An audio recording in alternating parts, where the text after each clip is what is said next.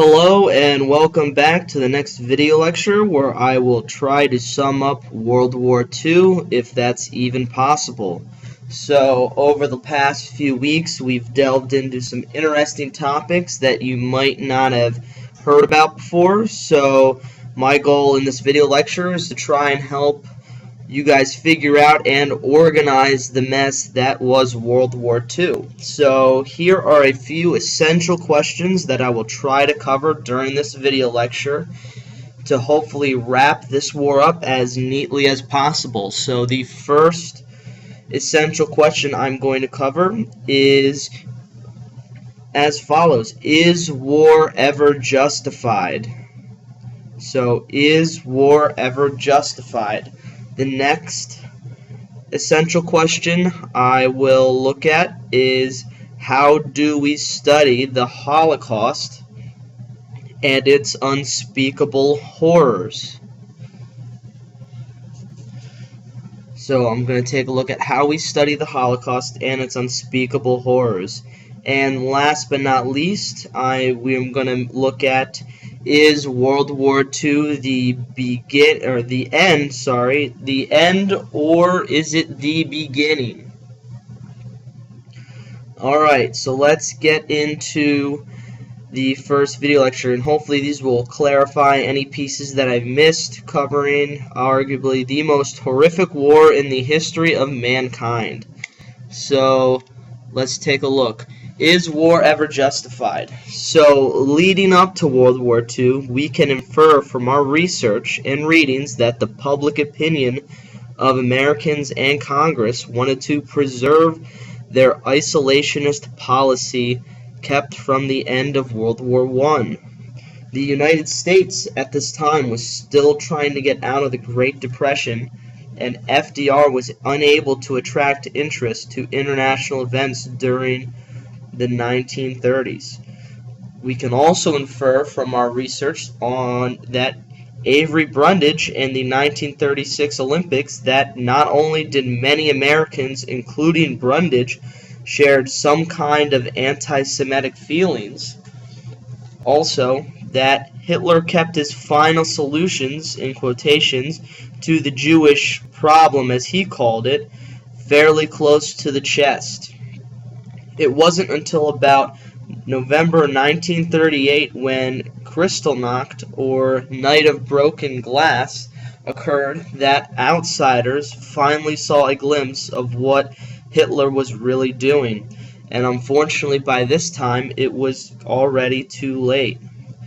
Kristallnacht occurred about 2 months after Prime Minister of Great Britain at the time, Neville Chamberlain, appeased Hitler at Munich by allowing Hitler to annex the Sudetenland. A year after Munich, Germany invaded Poland, which you see on the right, launching Europe into a second war. As the war drew on, FDR knew that it became only a matter of time before the United States was dragged into war. And after hearing Poland, Belgium, and France surrender to Germany, and discovering an Axis alliance with Italy and Japan, did FDR realize that the list of American allies were growing thin. So FDR needed to act in any way he could. So he imposed economic sanctions on Japan in the East, who had stopped cotton trade between the U.S. and China, and sent raw materials, supplies, and munitions to Great Britain and the USSR and Germany. While one might argue that war is not justified when being the aggressor, the United States had no choice but to enter the war after Japan bombed Pearl Harbor on December 7, 1941. It was only discovered as the Allied powers started converging on Berlin, though, that they started to see what Hitler had been hiding the whole war. So, next we are going to look at how do we study the Holocaust and its horrors. So given that we haven't really discussed the Holocaust much, I will be brief in going over it because I know it's usually discussed in a lot of the other classes you've already taken. The Holocaust, to me personally, is one of those events that nobody can really comprehend or understand unless they've actually gone through the event themselves. The difficulty in understanding this event comes from the fact that you cannot compare the Holocaust to anything else due to the amount of people who died or killed during this event.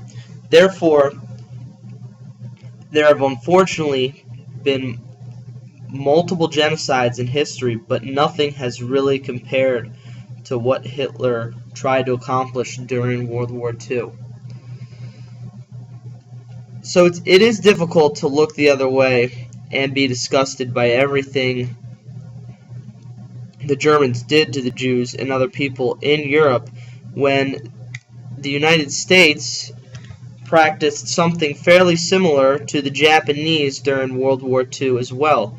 Internment camps were set up in the western United States to imprison all Japanese Americans who became mistrusted after Pearl Harbor.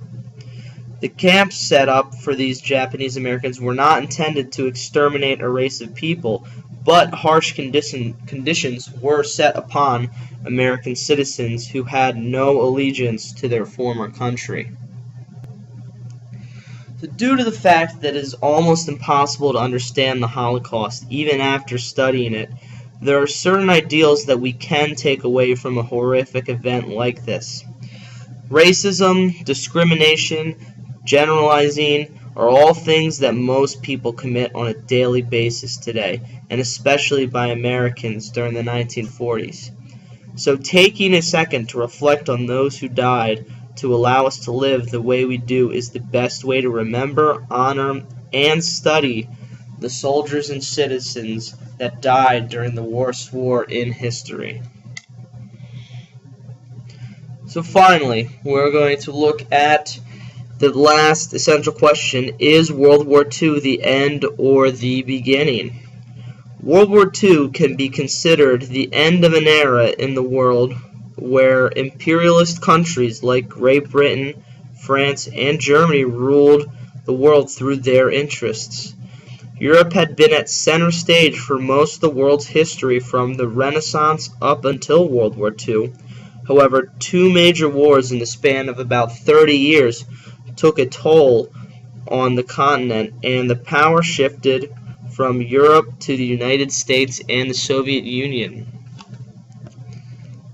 So once peace talks and discussions about what's going to happen next started to begin at the tail end of the war, the United States found themselves in a fortunately precarious position. Great Britain, France, Japan, Germany, and the USSR had basically destroyed not only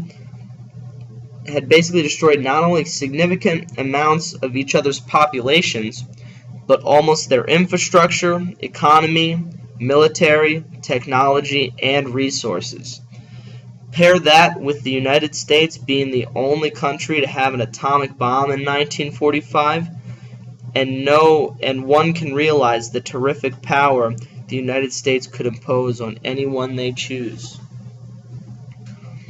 Many of the events and crises of the 20th and 21st century can be attributed back to the solutions of World War II by the superpowers that decided how the world should look post-1945.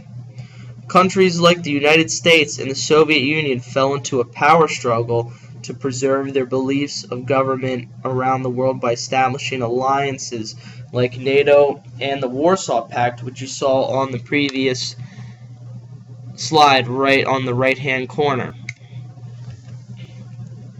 to promote democracy and communism respectively on a global scale. Global communities like the United Nations you see in front of you on the left, created by the United States and other countries including China, Great Britain, France, and the Soviet Union, created around the United Nations flag because they are the 5 permanent members of the Security Council. So global communities like the United Nations were created by these countries and established by countries with the most power, like the ones I just said, after World War II. And you can see on the right the power and influence the countries on the Security Council has held over the years, as you can see by the graph. So many of these conflicts the U.S. has entered after 1945 are either due to problems with the solutions set up during post-World War II Reconstruction, or the ideal that the U.S. must spread democracy to all nations of the earth. So, in a span of 6 years, the United States moved from the background of international politics to the forefront and primary superpower of the New World. While the United States has not been officially involved in a war since 1945, this has not stopped them from being involved in affairs outside the borders of America. And so if you have any questions, please write them down. I will be collecting these notes from you tomorrow, so please take notes on this, and I will see you in class. Thank you.